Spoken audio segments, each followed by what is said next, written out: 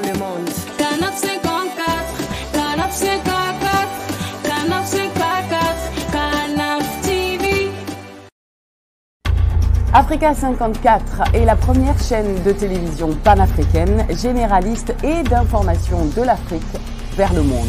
Chaque pays africain devrait avoir un représentant œuvrant en son sein afin de permettre l'éclosion des talents, pouvant également jouer de pont avec nos pays respectifs. Bref, nous sommes panafricanistes au sens absolu du terme. Canal Africa 54, dans sa devise, la première chaîne généraliste, culturelle et d'information de l'Afrique vers le monde.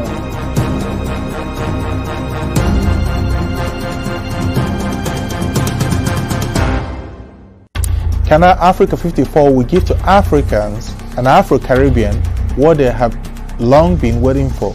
Expression of their own voice alongside the Western media and elsewhere in the globe. We aim to make the channel professional, sophisticated, contemporary. This channel will offer to viewers a unique experience in digital broadcasting. Our broadcasting and creative departments are dedicated towards having a constant flow of interesting and exciting programs.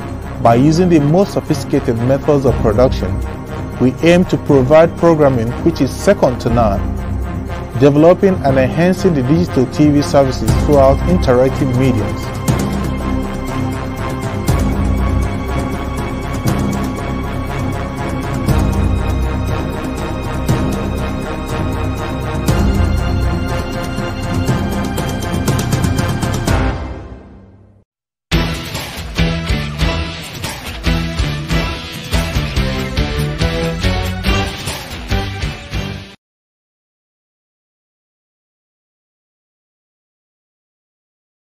Bonsoir et bienvenue à Géopolitique, c'est votre émission d'actualité politique sur le continent africain. Comme d'habitude, nous allons encore parler une fois de Béni. Béni qui est ensanglanté depuis quelques semaines actuellement. Béni qui continue à pleurer ses morts, à pleurer ses militants, à pleurer les enfants de cette contrée justement qui militent au quotidien pour que la justice revienne. La justice revienne en même temps que la sécurité qui est devenue aujourd'hui la quête de toute cette population de l'Est est une manne. C'est une manne justement à laquelle la plupart des gens ne se rendent pas compte de cris et lamentations que lancent les enfants de Béni. Aujourd'hui, les informations qui nous parviennent nous indiquent des morts, un mort encore à Béni suite à une manifestation qui a été organisée. Dans les territoires de Béni, on note un mort et 2 blessés dans la ville de Béni. Voilà. Pourquoi? Parce que le départ justement de la MONUSCO est toujours la recommandation, est toujours la règle numéro 1 actuellement, la revendication principale pour laquelle les habitants de Béni et de toute la contrée sont en train d'exiger.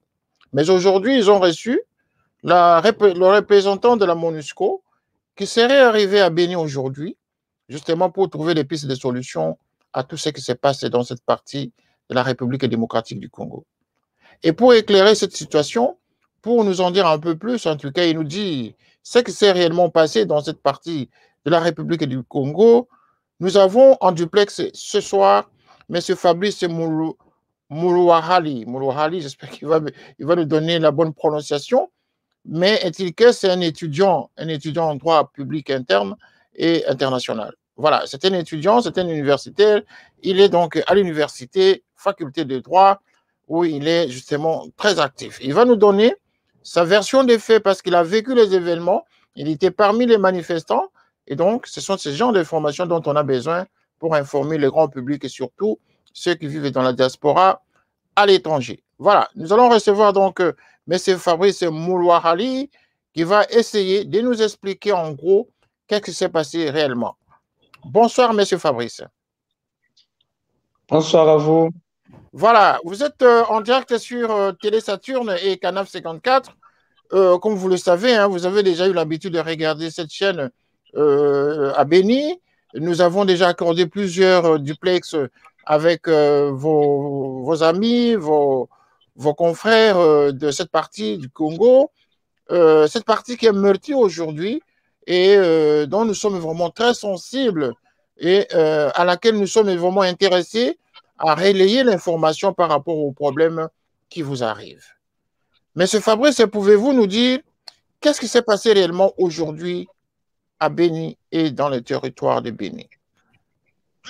Merci beaucoup pour cette occasion que vous nous accordez ce soir et essentiellement pour cette attention particulière que vous accordez à la République démocratique du Congo et dans la région de Béni, ça nous va droit au cœur.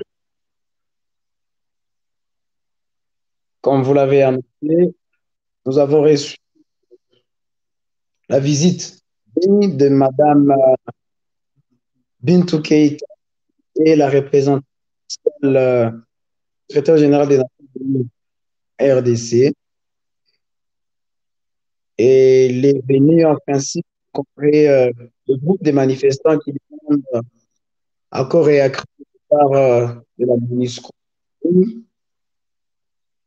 par malheur, ou s'il faut dire ainsi, il faut préciser qu'elle n'a pas rencontré les manifestants parce qu'exactement pendant que les militants de la Lucha voulaient se rendre vers les installations de la MONUSCO à Béni, à Bolikene, ils ont rencontré une farouche résistance de la police nationale congolaise qui a d'ailleurs amené à 2 blessés en balles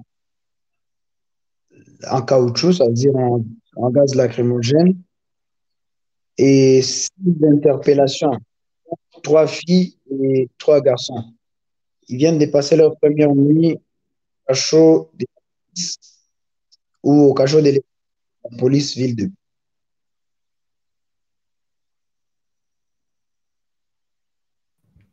Oui. Et qu'est-ce qui s'est passé ensuite par rapport au territoire? Il s'est passé aussi dans le territoire là-bas un mort. Qu'est-ce qui s'est passé réellement pour qu'il y ait ce mort-là?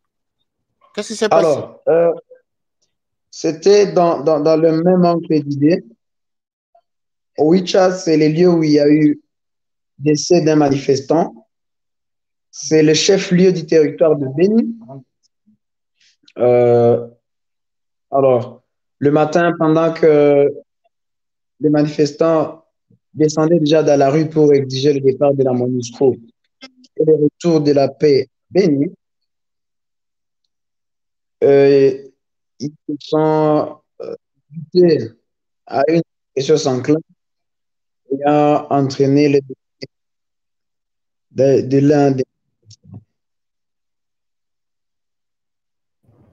Alors, lorsqu'il y a toutes ces manifestations, quel est le comportement, quelle attitude adoptent les autorités locales, les autorités administratives, les autorités, la mairie de Béni, le gouvernorat, lorsqu'ils voient tous ces morts actuellement, le sang qui coule comme ça dans la ville de Béni?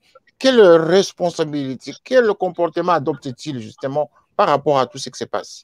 Ils sont restés passibles, sans réaction, ou c'est plutôt vous, manifestants, qui êtes beaucoup plus virulentes par rapport à votre manière de vous comporter? Qu'est-ce qui s'est passé réellement? Il faut d'abord préciser que la liberté des manifestations elle est garantie par la Constitution, notamment l'article 26 de la Constitution de la RDC. Mais toutes ces manifestations doivent être organisées dans le strict de la loi. Alors, il n'y a pas longtemps, le gouverneur de la province du Nord Kivu a sorti une décision interdisant toutes les manifestations sur l'étendue de la province du Nord Kivu. Mais une décision qui a du mal à se faire consommer par la population et tous les manifestants. Quant au maire de Béni, il est resté indifférent face aux manifestations et malheureusement, il procède à des intimidations en utilisant pour émettre des mandats d'arrest. Ça perturbe en tout cas, ça rend malade. Il y a des gens qui manifestent qui souffrent des tueries. Et comme pour les dire merci, on les arrête, on les torture, on les jette en prison. Oui, on les jette en prison parce que probablement vous ne respectez pas les autorisations ou c'est tout simplement. Est-ce que vous arrivez quand même à recevoir les autorisations de manifester? Au terme de cet article SIO mentionné, nous sommes sous le régime d'information et pas sous le régime d'autorisation. Ça veut dire que les organisateurs des manifestations doivent seulement informer les autorités administratives et cette information ne nécessite pas une autorisation. Donc, les manifestants, ils ont déjà informé. Les actions qui se tiennent sont des actions. C'est une série de manifestations qui continuent, mais qui sont même annoncées aux autorités.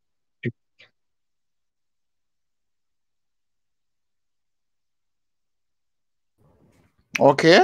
Bon, maintenant, vous qui êtes étudiant en droit, OK. Comment est-ce qu'au niveau de l'université, est-ce que tous les étudiants sont mobilisés pour cette cause ou c'est juste une partie de la population de Béni qui est plus impliquée dans ces genres de manifestations?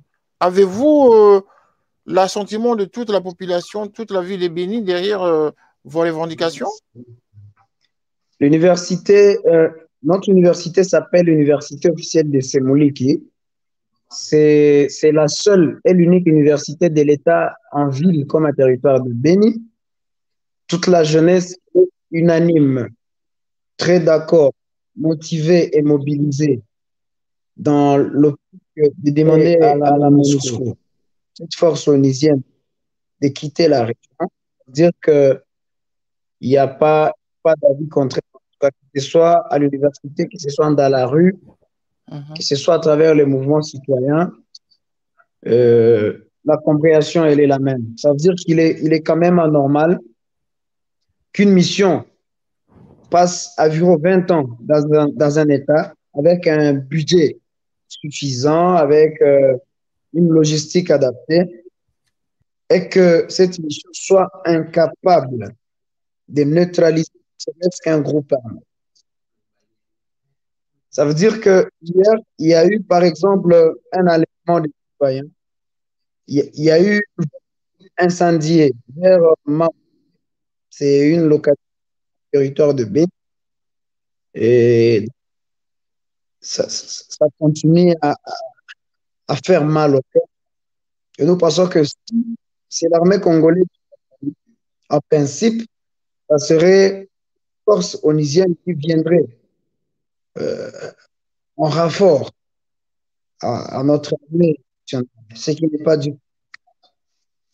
Nous observons le lendemain des citoyens tués pas loin des bases des États-Unis. Donc, ça nous intéresse. C'est pourquoi la population, les jeunes, on est tous d'accord que cette mission, soit elle doit partir, ça c'est vraiment la première option, parce qu'on a beaucoup d'attitudes à la mission de s'auto-évaluer, de revoir le mode opératoire, mais jusque-là, il n'y a pas de pensée significative. Alors, lorsque la plupart des gens, je fais référence ici à vos prédécesseurs qui sont passés à cette antenne et qui nous ont dit que, bon, je pense que vous venez même de les mentionner indirectement, que l'armée congolaise serait derrière ces crimes. Ces crimes, il y a, bon, au moins on voit les sangs qui coulent, il y a des morts qui tombent. Est-ce que vous avez la même lecture? Faites-vous la même lecture que vos prédécesseurs qui sont passés à cette antenne? C'est l'armée vraiment congolaise, la police congolaise qui est impliquée dans les assassinats dans ce territoire-là. Qu'est-ce qui s'est passé réellement? Il n'est pas donc facile de dire que l'armée est impliquée dans ces tueries, mais il faut quand même préciser qu'il y a certains officiers dans l'armée qui sont soupçonnés d'être en avec les ennemis. C'est la raison pour laquelle on remet en cause ou en doute l'efficacité de l'armée parce qu'elle serait infiltrée par des individus de mauvaise foi qui sont en connivence avec les rebelles. Quand vous dites les individus de mauvaise foi, vous faites allusion à quels individus, quel type d'individus? Des Congolais Je ou parle des de infiltrés, des étrangers? Il faut nous préciser cet élément. les deux en tout cas. On peut toujours avoir des officiers étrangers, mais se trouvant dans l'armée congolaise. On peut aussi avoir des officiers congolais d'origine et de nationalité, mais qui sont avec l'ennemi. Ce sont des trucs de réalité que nous avons connus au cours de ces opérations, ce qui freinerait d'ailleurs un tout petit peu le progrès de ces opérations. Alors, quelles sont actuellement les dispositions qui sont prises par, d'une part, le gouvernorat à Goma et également la représentation, les représentants de la MONUSCO sur place? Est-ce qu'ils ont trouvé quelques pistes de solutions pour pallier à cette difficulté, à ce problème-là? Le problème qui n'en finit Aucune pas. piste, aucune piste. C'est d'ailleurs la raison pour laquelle vous allez entendre avec tous les autres manifestations continuent jusqu'aujourd'hui. C'est parce qu'exactement les acteurs nécessaires n'arrivent à trouver une solution rapide. OK. Maintenant, quand on voit la présence de la MONUSCO qui est à l'est du Congo depuis plus de 20 ans actuellement, vous êtes jeune, probablement quand la MONUSCO est arrivée au Congo, vous étiez encore, en tout cas, très jeune encore. Maintenant que vous avez grandi avec la MONUSCO de ce côté-là, pouvez-vous nous donner votre expérience de la présence de la MONUSCO depuis que vous l'avez connue?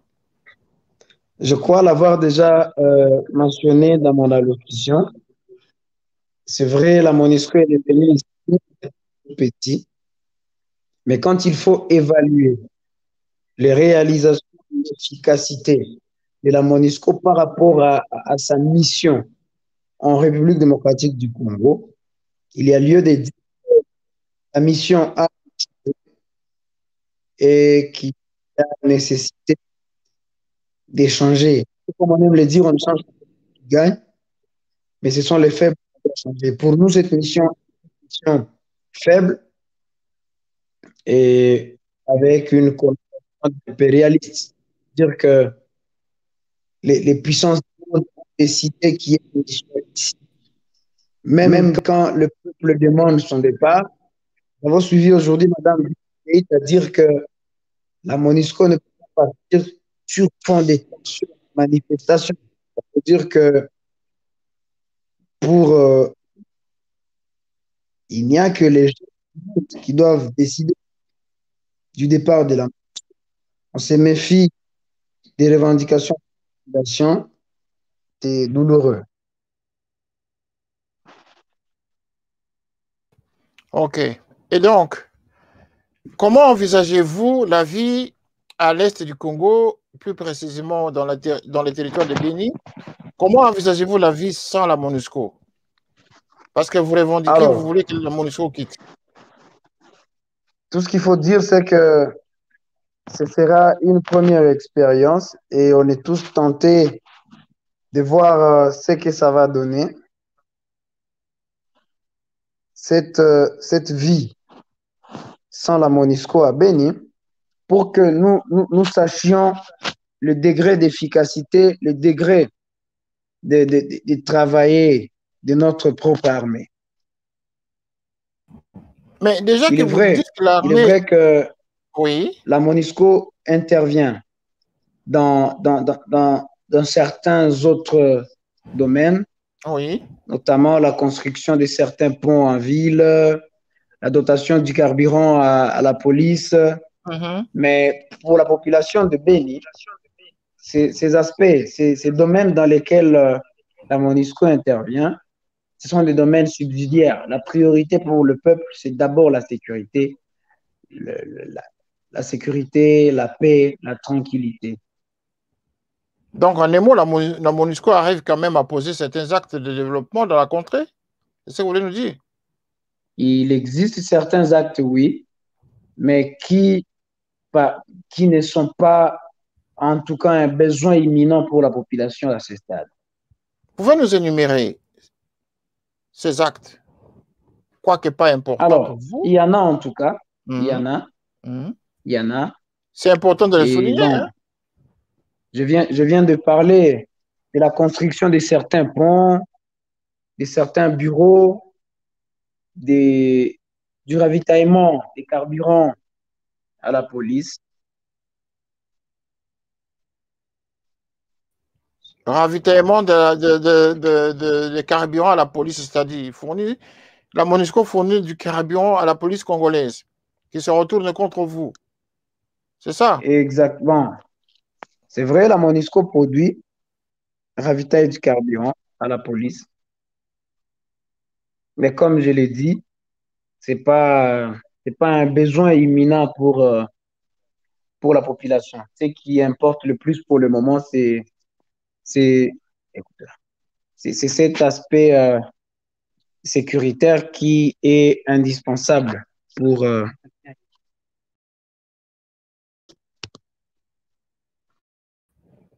Oui. Bon, voilà.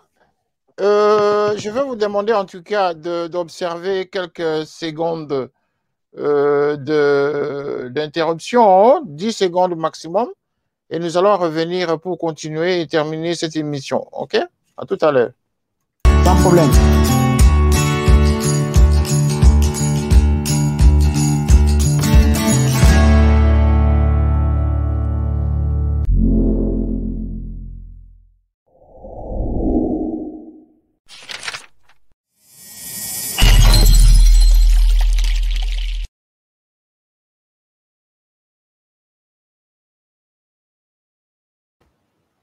Merci.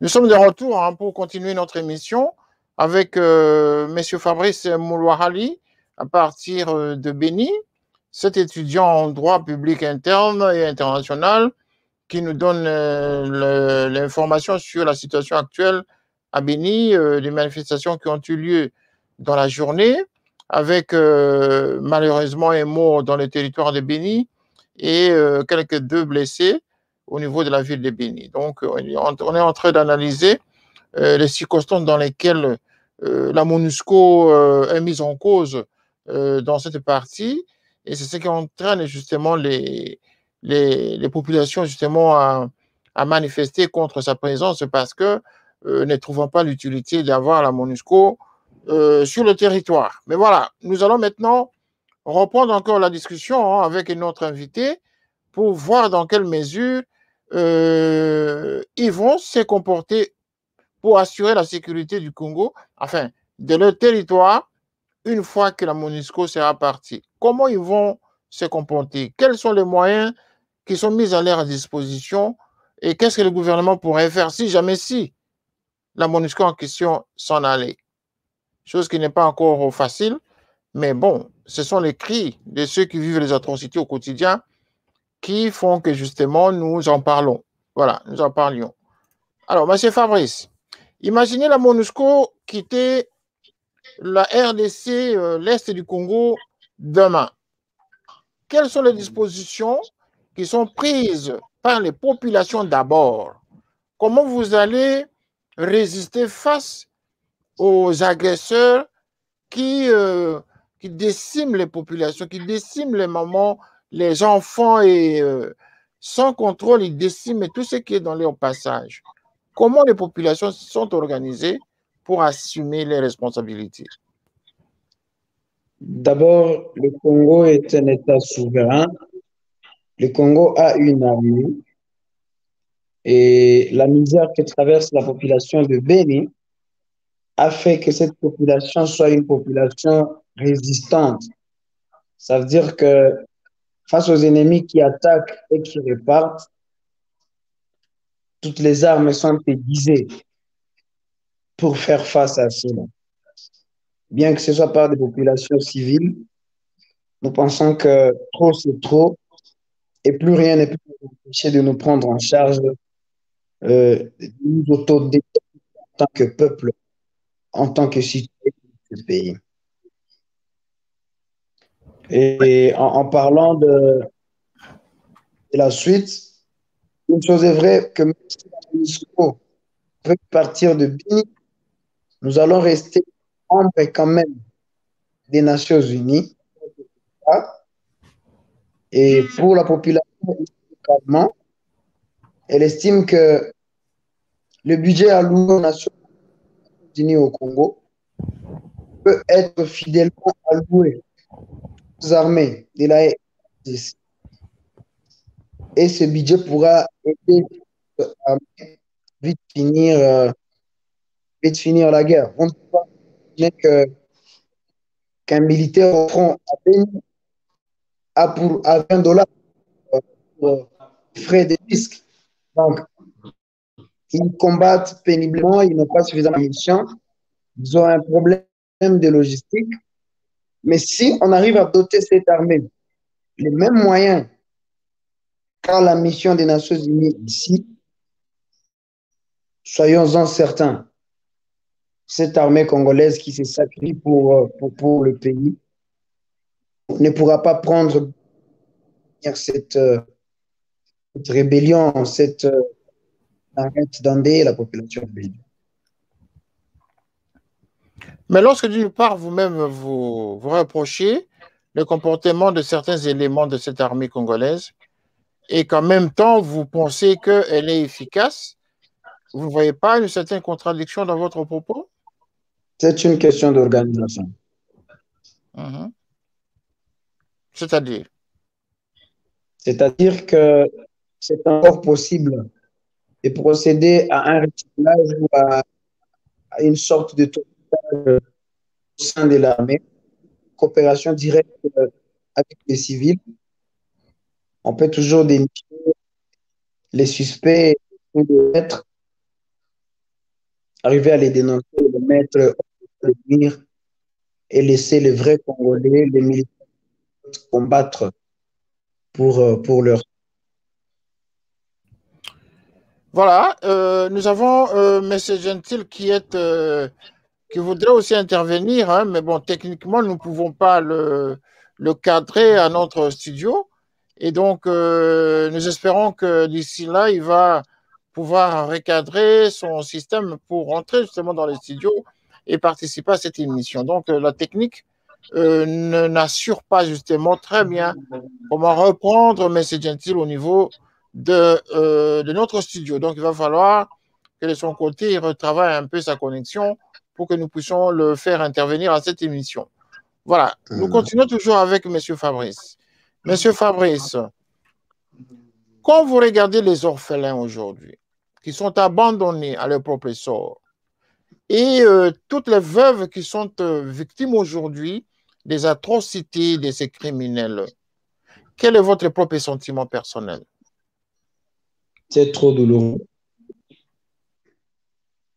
C'est douloureux de voir des milliers d'enfants sans parents, sans abri, malnutris, des femmes sans occupation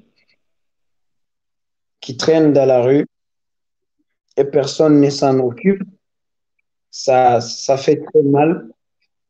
Et c'est quand même ridicule que cela se passe encore une fois aux yeux impuissants des autorités du pays, de la communauté internationale qui chantent matin, midi et soir des cantiques de droits humains, de l'égalité des êtres humains. Oui. Et la première fois, nous sommes certains orphelins. Oui, au niveau de l'encadrement, j'insiste sur l'encadrement de ces orphelins et de ces veuves. Comment ça se passe sur place? Il n'y a pas d'encadrement spécifique.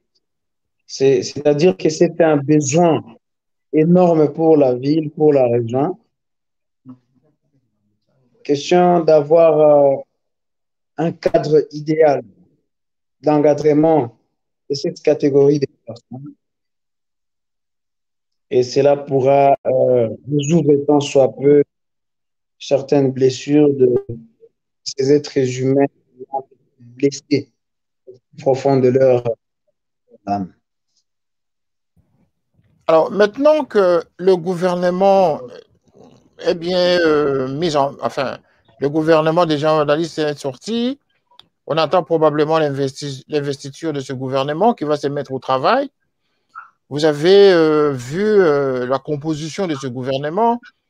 Il y a actuellement un nouveau ministre de la Défense, ministre de l'Intérieur. Il y a beaucoup de nouvelles figures, en tout cas, dans la liste, hein, dans le tableau qu'on nous présente actuellement de ce gouvernement, de ce nouveau gouvernement. Est-ce que vous pensez que c'est un nouvel espoir pour la paix Et à Bénin? on n'est pas interdit d'espérer. C'est l'espoir qui nous fait. Ça veut dire que nous n'allons précipiter, juger aussi rapidement. Nous avons leur investiture et après, on peut, sur base du progrès, ou disons, les résultats de secteurs respectifs. Ok, répondons le, les informations au niveau de ce qui s'est passé récemment, il y a 2, 3 jours, au niveau de Goma. À Goma, il s'est passé un conflit entre deux ethnies, les Nkumu et les Nandé. Qu'est-ce que vous en savez? Est-ce qu'il y a eu une certaine évolution? Toute la journée d'aujourd'hui, il n'y a pas eu d'alerte grave. Ça veut dire que avec le temps, il s'observe un calme apparent dans ce coin de la province du Nord Kivu. C'est là à l'issue d'un couvre-feu qui a été imposé à la population dans cette contrée. Toutes les nuits, on contrôle les maisons, les amis, et ça stoppe un tout petit peu cette hémorragie. Mais quand vous dites que toutes les nuits on brûle les maisons, je ne sais pas si vous comprenez comment nous recevons cette information. Quand on sait qu'on brûle des maisons toutes les nuits, mais c'est-à-dire que les populations vivent dans un traumatisme permanent, quotidien. Mais comment, au lever du matin, les autorités ne prennent pas de bonnes dispositions pour que ceci ne puisse arriver la nuit prochaine?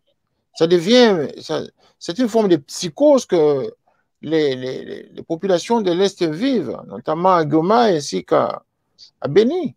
Comment est-ce que les autorités ne prennent pas les vraies responsabilités pour, en tout cas, soulager tant soit peu le peuple?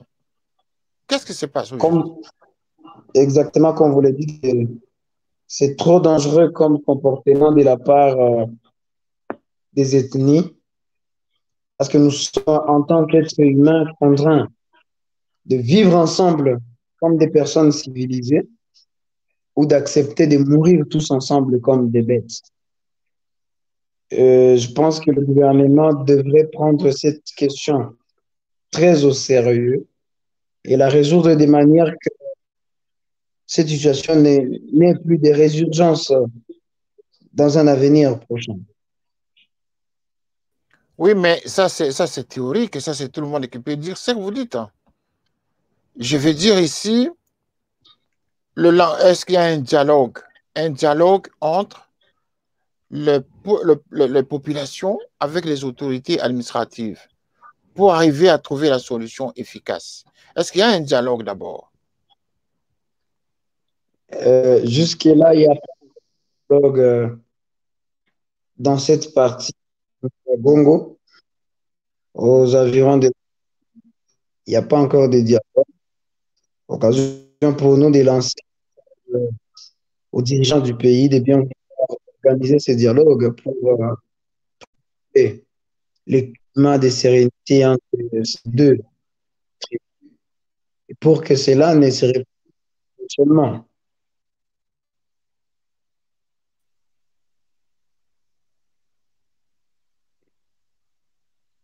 Pour que cela fonctionne normalement, vous dites? Et c'est justement l'apport de tout le monde qui pourrait amener la paix dans cette partie de la République. Il faut qu'il y ait finalement un vrai dialogue entre les autorités administratives, politiques et les autres pour trouver une formule qui pourrait aider euh, les, toutes les parties justement à retrouver une certaine accalmie. Et si ce dialogue n'est pas possible, alors que oui, le gouvernement fait des efforts, il y a eu un moment où il n'y a pas eu de gouvernement, vous vous êtes plaint pour ce fait-là, maintenant qu'il y a un gouvernement, est-ce que vous ne pensez pas que finalement, les deux camps devraient au finish dialoguer, y compris avec ceux justement qui, nous savons que c'est un débat tellement, c'est une situation politique au haut niveau, mais au final, ce sont les victimes. Les victimes, c'est vous, c'est le peuple, c'est les civils, c'est les innocents qui tombent tous les jours. Donc, il n'y a pas une autre façon de résister, il n'y a pas une autre façon de conscientiser tout le monde pour qu'il y ait finalement une résistance à tous les niveaux, une résistance intellectuelle, je veux dire. Il n'y a pas moyen. Quand la misère est trop grande et que s'ils doivent aider le peuple à résoudre ce problème, n'y arrivent pas. Cela expose la population à une violence sans précédent. C'est pourquoi nous ne devons pas nous attaquer aux effets, nous devons nous attaquer aux causes. Donc, pour éviter tout cela, il faut restaurer l'autorité de l'État, il faut imposer la paix aux cultures dans ce pays.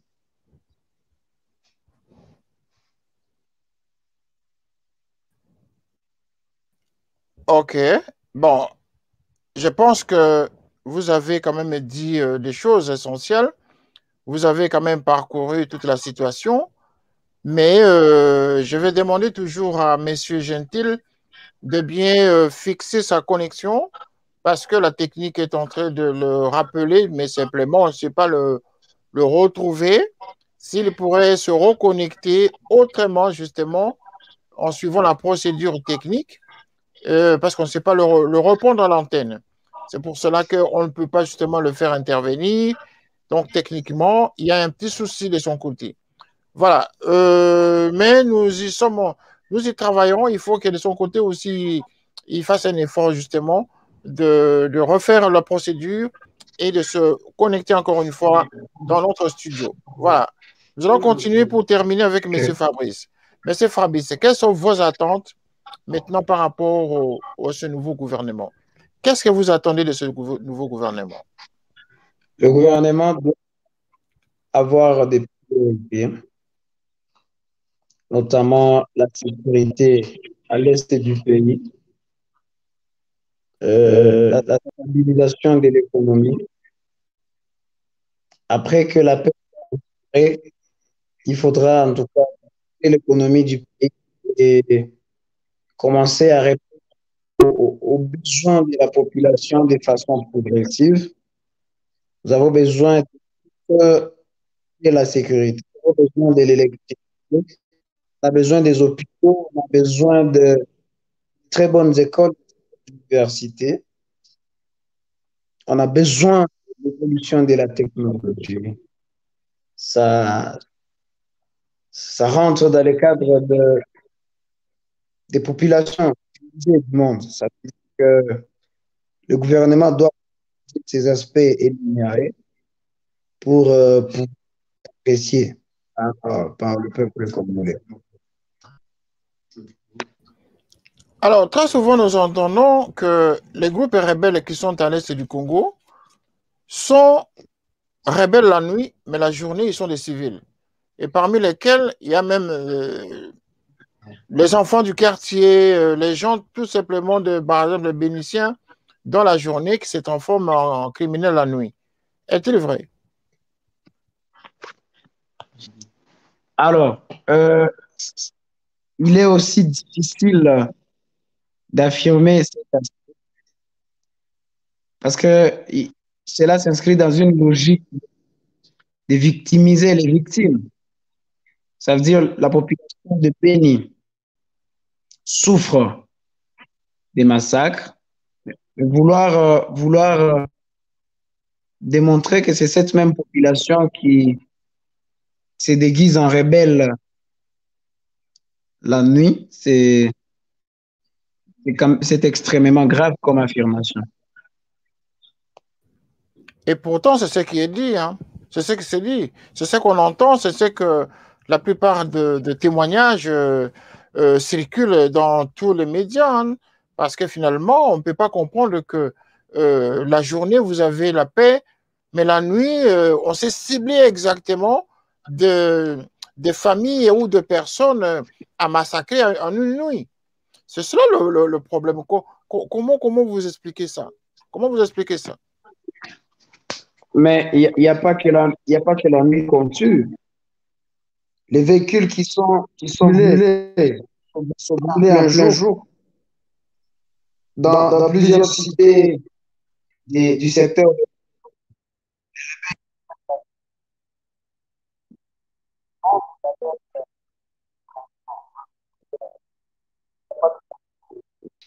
Et la théorie selon laquelle il y a certains Africains qui se déguisent en rebelles, et pour moi, c'est une victimisation des victimes et l'innocent est victime. Victimisation des victimes. Exact. Ok, ben écoute, je ne suis pas en train de rire, hein, mais je suis en train de trouver la formule enjolivée, une formule justement qui porte à confusion pour certaines personnes. Mais bon, c'est une façon de dire tout simplement que vous êtes plus victime que bourreau. C'est un peu ça. Donc, Ça veut dire que, oui, exactement. Ça veut dire qu'il est quand même inhumain d'accuser un fils qui a d'être lui-même l'auteur de la mort. voilà, ben, c'est ça, mais nous avons compris. Alors, on nous a parlé également d'Nkumu. Vous n'avez pas bien expliqué la situation d'Nkumu. L'Nkumu dont on a parlé, l'autre fois, on nous a dit l'Nkumu, ce sont des Rwandais qui seraient venus au temps de Laurent Désiré Kabila. Mais par contre, certaines personnes nous disent non, les Nkumu, ce sont des Congolais qui vivent au Congo. C'est une de tribus qui vivent au Congo depuis longtemps. Et qu'est-ce qu'il en est au juste pour vous? Vous, en tant qu'étudiant, est-ce que vous avez une information à nous donner par rapport à cette tribu Nkumu? Le Congo est un pays exceptionnel avec plus de 400 ethnies, mais il se pose encore une difficulté d'interprétation des textes autour des nationalités, notamment sur ceux qui se sont retrouvés sur le territoire congolais avant l'indépendance et qui, par ce motif, sont devenus congolais conformément à la législation congolaise, hein. Alors, il est vrai, à un certain moment, la population développe des antipathies avec certaines populations essentiellement d'origine rwandaise, parce que le Rwanda est toujours indexé de droit d'être l'un des celles derrière l'insécurité au nord. Et vous pensez que ce rapprochement avec le Rwanda est un faux procès pour le Rwanda? Ben, le Rwanda n'a jamais joué un franc jeu, hein, avec le Congo. C'est-à-dire le M23, déjà en 2012, pouvait être de l'obédience rwandaise. Les FDLR, les Ndirahamwe, ils sont tous des Rwandais, mais qui, quelque part, côté international, nous a demandé, ou exactement a demandé aux dirigeants congolais ou zaïrois à l'époque, de les recevoir comme des députés sur le territoire congolais. Et ceux-ci sont devenus plus tard dangereux pour le pays, comme vous le voyez aujourd'hui. Même les ADF-NAL sont venus de l'Ouganda pour le Congo comme des déplacés, non des réfugiés. Hein. Et après, des réfugiés avec armes, ils ont commencé à tuer la population. Donc, on abuse un peu de l'hospitalité des Congolais et ça révolte. Ok. Vous qui êtes jeune, lorsque vous vous entendez de l'autre côté du Congo, au niveau de vos compatriotes qui sont du côté de l'ouest de la République, vous êtes à l'est, hein? Quand vous entendez du Mhm. côté, par exemple, de Kinshasa, certains Congolais dire que le Congo est infiltré par des Rwandais. Mais vous qui vivez de ce côté-là, où les frontières vous vivez dans les villes qui sont à la frontière de ce pays-là, pouvez-vous confirmer qu'effectivement le Rwanda ou les éléments de notre armée sont vraiment, la plupart viennent du Rwanda? Pouvez-vous confirmer le fait que le Congo serait infiltré ou en voie d'être balkanisé? Le plan de balkanisation, il se dit toujours. Et quant à ce qui concerne l'infiltration, cela résulte de toutes les mauvaises pratiques liées au mixage et au brassage. Ça veut dire certains groupes armés trouvent un terrain d'attente avec le gouvernement congolais et ils passent des groupes armés vers la paix. C'est ainsi que vous allez vous trouver avec des officiers, certains militaires de troupes qui sont de l'obédience rwandaise. Donc, ça s'explique. Et ben, il faudra, comme je l'ai dit, l'autorité de l'État, procéder à un recyclage au sein de l'armée. Cela pourra nous... Donc, le recyclage pourrait aider justement à savoir qui est qui et qui devrait justement être loyal par rapport à l'armée congolaise et au peuple congolais et faire le travail pour lequel un militaire devrait normalement faire. Donc, le brassage, d'après vous, serait la solution.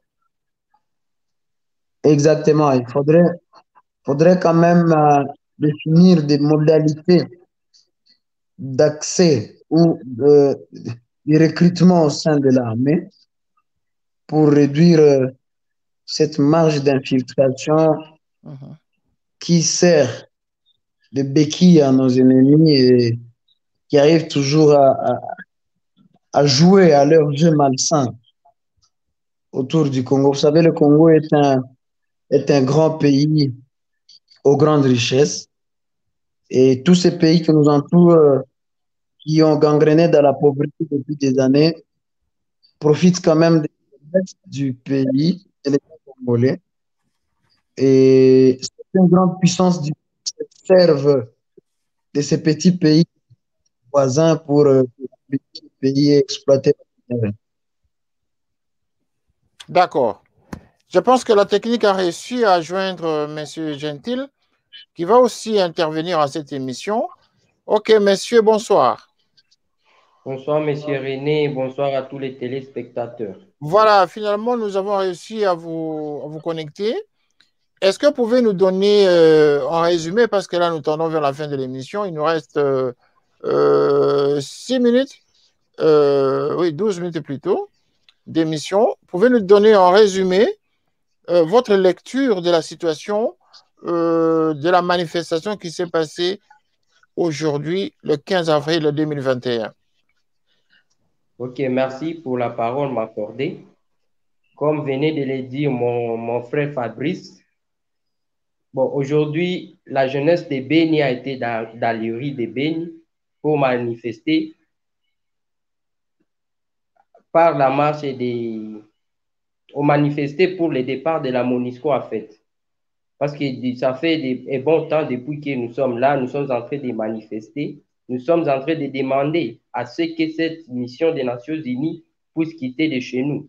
Parce que, d'une part, cette mission, elle est mal jugée. À terme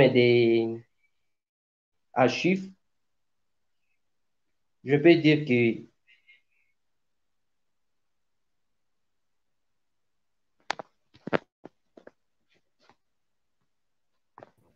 Oui, vous pouvez dire qu'en termes de chiffres, voilà, problème technique toujours là. Nous allons continuer avec M. Fabrice parce que, bon. Monsieur oui, Fabrice, je disais, voilà, il est là. On vous écoute. oui, je disais, si on me demandait même de juger cette mission en termes de pourcentage, je crois que la mission, je peux l'évaluer à 30%. Parce qu'à terme de sa mission, c'est qu'elle est venue, elle n'a pas pu faire les fiscs. Donc, elle est venue faire une autre chose à part sa mission. C'est maintenant les jeunes manifestés, fort malheureusement, en territoire de Beni, il y a eu perte d'hommes, il y a eu un jeune manifestant qui a perdu sa vie. À ville de Beni, il y a eu quelques blessés, quelques deux blessés et quelques interpellations que nous sommes en train de condamner parce que nous-mêmes, on s'est dit, nous sommes en train de militer pour une cause qui est noble, qui n'est pas uniquement pour le peuple. Même l'armée a bénéficié parce que nous sommes en train de chercher un changement radical. Mais nous sommes surpris et déçus lorsque c'est notre propre armée et la police qui ne cessent de nous frapper sur, qui ne cessent de nous réprimer comme des voleurs, comme des assaillants, comme des terroristes. Vraiment, c'est quelque chose qui est très déplorable. Ok, ben, la question est déplorable. Hein. C'est depuis toute la semaine que nous sommes en train de constater cette situation déplorable. Mais bon, la question que nous allons quand même poser, que nous poserons toujours, c'est de savoir quelles sont les responsabilités des autorités administratives et politiques de la région et également vos responsabilités, également vous qui êtes victime numéro un. Au niveau de la mobilisation, nous comprenons très bien que vous êtes confronté à un mur devant les autorités qui vous empêchent de manifester vos droits. Mais de l'autre côté, nous avons l'impression que l'État ne fait pas assez selon vos attentes. Bon, mais maintenant que le gouvernement est en place, le gouvernement est déjà sorti, nous espérons que les choses vont changer dans l'avenir. Mais maintenant, au niveau de la MONUC, qu'est-ce que vous aimeriez à l'immédiat que la MONUC fasse? Parce que la MONUC semble être dictée par plus fort qu'elle. Il y a ceux qui commandent la MONUC. La MONUC n'est pas au Congo pour rien. Vous comprenez? Donc, qu'est-ce que les Congolais peuvent faire là? Parce qu'il n'y a pas moyen de faire un dialogue entre la MONUC, en tout cas le dialogue pacifique. Voilà, l'affrontement. Bon, Monsieur René, comme vous pouvez bien le constater, c'est depuis un bon temps que le peuple congolais est confronté à ce genre de questions. Ce ne sont que des dialogues qui n'aboutissent à rien. Mais ce que nous voulons que la MONUC fasse, nous voulons juste son départ. Parce qu'on ne veut plus d'elle ici. On ne voit plus vraiment, on ne peut plus la supporter. On a assez supporté. Imaginez, pendant 21 années, supporter une mission qui était venue avec un seul objectif, nous ramener la paix. Surtout, un objectif de protéger les populations civiles. Mais imagine, aujourd'hui, qu'est-ce qui se passe? Ce ne sont que les victimes, les civils qui sont délaissés, qui sont massacrés. Fort malheureusement, à quelques mètres de leur base. Nous-mêmes, on s'est dit que cette mission a failli à ses objectifs en réalité. Peut-être que vous reprochez la MONUC par mauvaise interprétation de sa mission. Parce que par définition, cette MONUSCO plutôt est venu au Congo pour maintenir la paix et non pas pour faire la guerre. C'est ça le problème. Bien sûr, Sa mission, maintenir c'est la de paix maintenir la paix sans Bien sûr. faire la guerre, c'est-à-dire être au milieu. et la protection des civils. Il ne faut pas Oui. oublier cet aspect. Maintenir la paix et la protection des civils. Mais Sans les faire la civils, guerre, ce sont les civils qui sont les premières victimes. Imaginez lorsqu'on parvient à égorger à quelques mètres de leur base. Cela veut dire qu'ils ne fassent pas bien leur travail. S'ils le faisaient bien, on ne devrait pas massacrer. Il y a des cas majeurs là où ils sont obligés d'intervenir. S'ils trouvaient en train de les égorger, en train d'égorger, là, ils seront confrontés, seront obligés d'intervenir. Mais ce qu'ils sont en train de faire, vraiment, ça ne nous arrange pas. On s'est dit que trop, c'est trop. On a beaucoup supporté qui doivent seulement dégager, c'est clair. Alors, je vais vous poser la dernière question pour terminer cette émission. La question que j'ai posée à votre collègue tout à l'heure. Si jamais la MONUSCO quittait le Congo demain, quittait complètement la région de l'Est demain, y compris Béni où vous êtes, comment vous allez vous y prendre devant tous ces criminels qui attaquent nos villages, le village et les innocents? Comment vous allez vous y prendre après leur départ? Après leur départ, nous allons juste observer. Si la même situation persiste, nous allons nous prendre à charge. Parce que nous-mêmes, on s'est dit, nous allons seulement demander à ce que l'armée puisse laisser, à ce que nous, populations civiles, nous prenons en charge. Nous utilisons tout ce qui est nécessaire pour nous protéger, parce que nous sommes menacés. Et la protection, je ne crois pas utiliser tout ce qui peut nous protéger serait un problème. Je crois que c'est l'unique solution que nous pouvons avoir. C'est-à-dire que vous allez vous prendre en charge une fois que la MONUSCO aura quitté le territoire congolais. Et pendant ce temps, vous allez d'abord observer les caprices du gouvernement ou les caprices des agresseurs, ceux qui nous menacent. Et pendant ce temps-là d'observation, vous pensez vraiment que tous ces groupes rebelles vont rester tranquilles?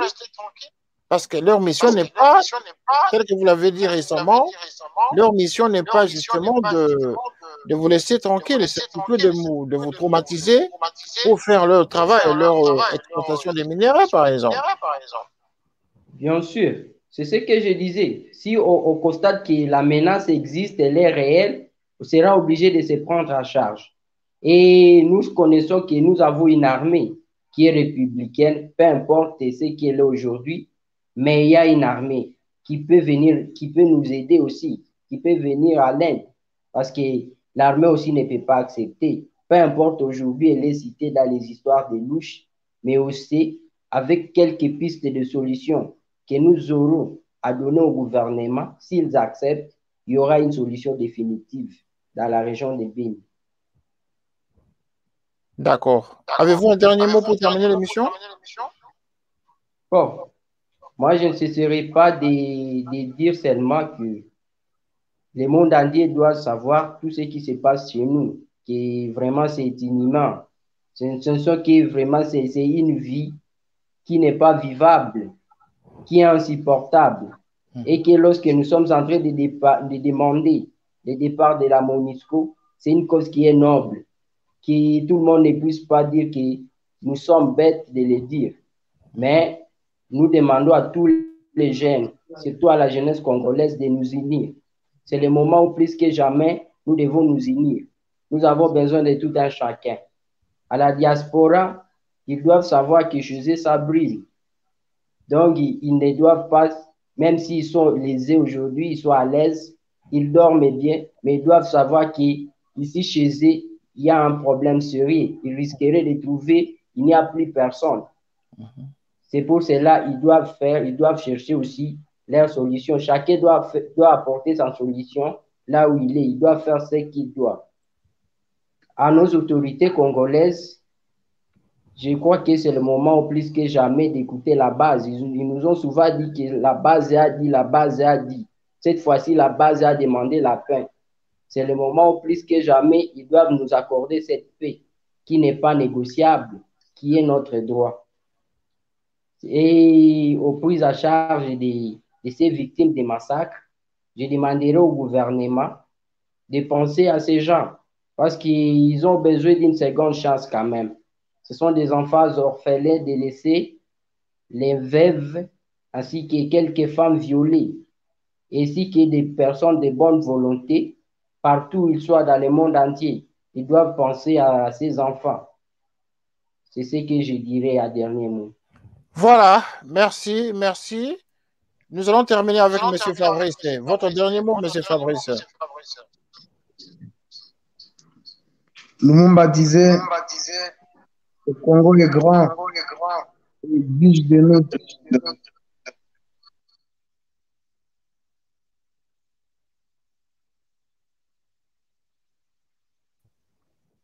Oui, continuez. Nous devons nous unir comme un seul homme pour un pays fort en venant en aide aux compatriotes qui souffrent de ces tueries et en mettant fin à ces tueries. Il y a des milliers de Congolais, des milliers d'orphelins, des milliers de veuves et de veufs qui ont vivement besoin pour leur survie. Et que Voilà. l'État congolais instaure l'autorité de l'État. Voilà, instaure l'autorité de l'État. Merci, M. Fabrice Moulouarali. Merci beaucoup. Hein. Merci d'être venu à cette émission et surtout d'avoir apporté un témoignage très touchant, un témoignage justement qui concorde avec les réalités sur place à Béni. Merci en tout cas. Nous espérons que la paix va revenir bientôt et que la concorde, la paix, la sérénité va revenir dans toute la zone de l'Est avec l'arrivée de ce nouveau gouvernement. Merci et bonsoir chez vous, Monsieur Fabrice. Au revoir. Voilà. Merci. Nous avons ainsi terminé cette émission. Chers amis téléspectateurs et téléspectatrices de Canal Africa 54 de Télé Saturne, merci de nous avoir suivis en tout cas. Vous avez suivi cette émission comme d'habitude, hein, c'est toujours à Béni, où nous avons voulu consacrer toute la semaine justement pour parler de Béni, et parce que vous savez le besoin qu'il y a de communiquer, d'informer des problèmes qui se passent dans cette partie de la République démocratique du Congo. Voilà. Nous avons parlé avec deux invités et qui nous ont parlé justement de manifestations qui ont eu lieu aujourd'hui dans le territoire de Béni ainsi que dans la ville même de Béni, où il y a eu 2 blessés et également un mort du côté du territoire de Béni. Et également, ils ont confirmé qu'il y avait eu l'arrivée aujourd'hui de la représentante de la MONUSCO qui est arrivée à Béni pour dialoguer et trouver quelques pistes de solutions à ce problème. Voilà, c'est l'information du jour. Il y a eu un mort, 2 blessés au niveau de Béni. Voilà, au territoire et dans la ville. Voilà, nous avons ainsi terminé cette émission comme d'habitude. Demain, nous reviendrons encore avec un autre sujet dont on ne vous annonce pas encore, mais bon, déjà dans la journée, vous allez suivre une belle émission demain, une émission en tout cas très intéressante. Merci de nous avoir suivis. Restez en tout cas la main levée vers le ciel en implorant la grâce de Dieu Tout-Puissant pour qu'il fasse revenir ses bénédictions et ses béatitudes, sa grâce sur le territoire de la République démocratique du Congo, pour que la paix revienne à l'est du Congo, pour que la paix revienne dans tout le territoire, pour que les Congolais revivent une autre vie, pour que le discours change dans la bouche du Congolais, pour que les Congolais parlent notre langage, parler plutôt du développement que de parler uniquement tout le temps de la paix, la paix, la paix. Voilà, donc que Dieu qui a créé l'humanité, que Dieu qui a créé le Congo, et que ce Dieu qui nous a tous créés, nous qui vivons en tant qu'êtres humains, que ce Dieu-là nous amène la paix pour une bonne sérénité parmi nous. Merci de nous avoir suivis. Nous avons eu quelques écrits, quelques messages ici. Mais bon, Nous ne pouvons pas, l'émission n'est pas destinée à lire des messages. Merci en tout cas pour tous ceux qui nous ont suivis, tous ceux qui écrivent dans notre boîte mail. Nous vous remercions en tout cas. Vous avez entendu les cris de vos frères et sœurs de Béni. Vous avez tous suivi comment il y a de problèmes là-bas. Nous avons déjà lancé une cagnotte auquel nous aimerions vraiment que tout le monde participe et tout le monde cotise pour que nous puissions justement aider nos frères et sœurs de cette partie de la République démocratique du Congo. Merci beaucoup et à très bientôt. Merci et continuez à regarder nos programmes de Télé Saturne et Canal 54. Au revoir et à demain. Inch'Allah. Canal 54 TV, la première chaîne généraliste culturelle et d'information de l'Afrique vers le monde. Canal 54, Canal 54, Canal 54, Canal TV. Africa 54 est la première chaîne de télévision panafricaine, généraliste et d'information de l'Afrique vers le monde. Chaque pays africain devrait avoir un représentant œuvrant en son sein afin de permettre l'éclosion des talents, pouvant également jouer de pont avec nos pays respectifs. Bref, nous sommes panafricanistes au sens absolu du terme. Canal Africa 54, dans sa devise, la première chaîne généraliste culturelle et d'information de l'Afrique vers le monde.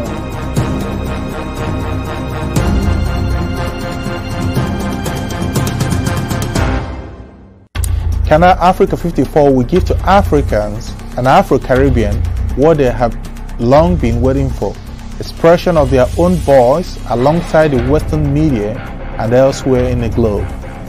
We aim to make the channel professional, sophisticated, contemporary. This channel will offer to viewers a unique experience in digital broadcasting. Our broadcasting and creative departments are dedicated towards having a constant flow of interesting and exciting programs. By using the most sophisticated methods of production, we aim to provide programming which is second to none, developing and enhancing the digital TV services throughout interactive mediums.